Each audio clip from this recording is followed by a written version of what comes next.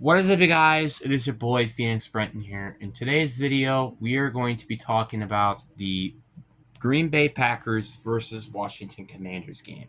Now, before we get into today's video, like and subscribe. We're on the road again to 700 subscribers. And also, I may be looking at this direction a little bit because the game is still going on, and I don't know if anything is going to potentially change, but I highly doubt it because I think the Packers should easily win this game with them being up by 9 points right now, 27-18, which I believe is probably going to be the final score here, probably right after this play. And let's just go commentate this play real quick. Jayden Daniels, he's getting pressured. He's in the pocket. He throws the ball, and it's incomplete. Yeah, the game's over. The game's over. That did not take long. That did not take long at all. But let's just start off by saying the offense did such a good job during this game. And the one thing I liked about our offense was playing more, I wouldn't say better kind of during the second half, but it put more points in the second half than it did in the first half. Because at the end of the day, it doesn't matter how many points you put in the first half. If you put all your points in the second half of the game, it doesn't matter. Like, you can have 20 points in the first half and still lose because you didn't put up any points in the second half. While a team, for example, had like maybe 7 points or 3 points in the first half and had like 27 in the second half. Just saying that as an example. And let's talk about Jordan Love because this is one guy who I really wanted to see a little bit more of an improvement for in this Detroit Lions with this game from the Detroit Lions game. And I definitely saw that, which was a slight improvement.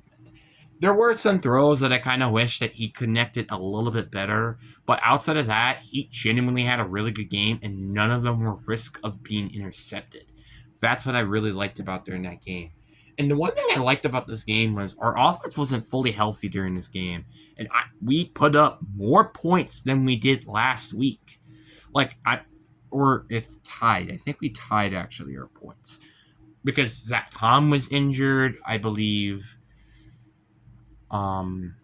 Aaron Banks was injured during the game, so we were missing those two players. Jalen Reed was out early because of a shoulder injury. Christian Watson wasn't in the game. Like, you see what I mean? It's like this team isn't fully healthy yet, and this team is still beating these teams by 2 scores. It's actually insane.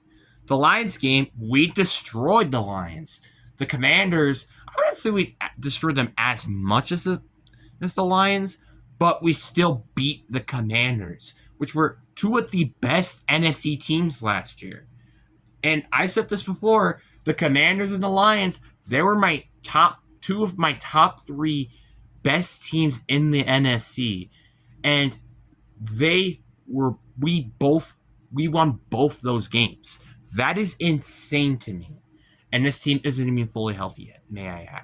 And Micah Parsons, he's only been here for not even a month yet. It's actually a crime. The offense was doing so well, running the ball, passing the ball. It did a very good job.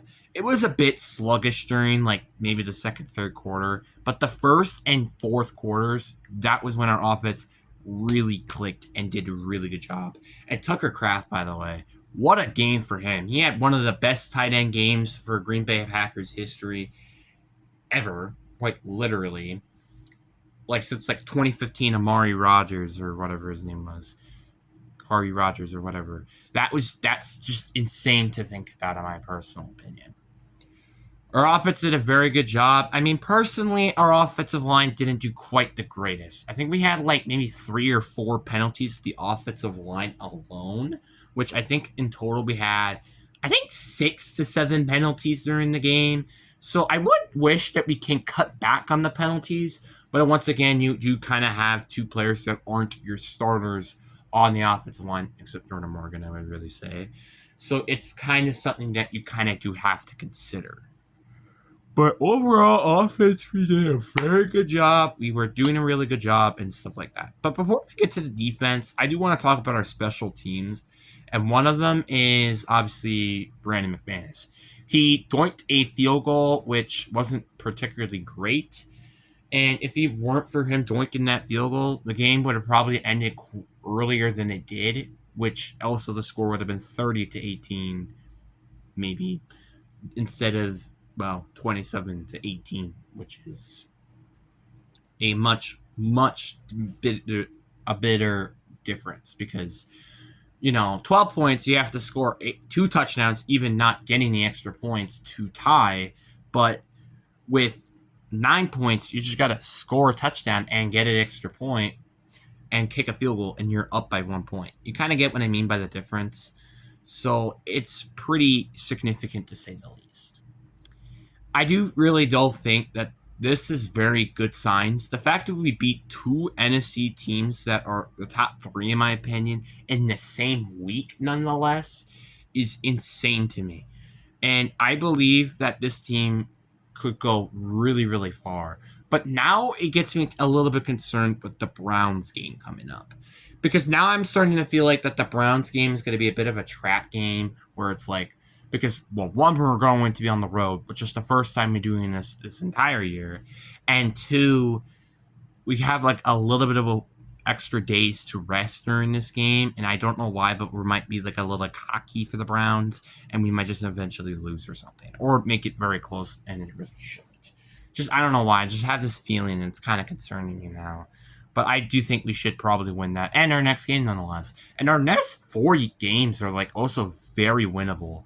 I believe, if I'm not mistaken, we have the Cardinals and we have the Browns next week. Then we have the Cardinals the following week. Then we have a bye week, which I don't really like that we have a bye week this early. Then we have the Bengals, and then I don't remember what the other team was, but it was another really winnable team. So you kind of get what I mean here. The point is that we have a very easy schedule probably from here out now. Like maybe besides, obviously, I would say our division and maybe the Eagles, I would probably say we have a very manageable. Oh, yeah, we also have the Cowboys next, too.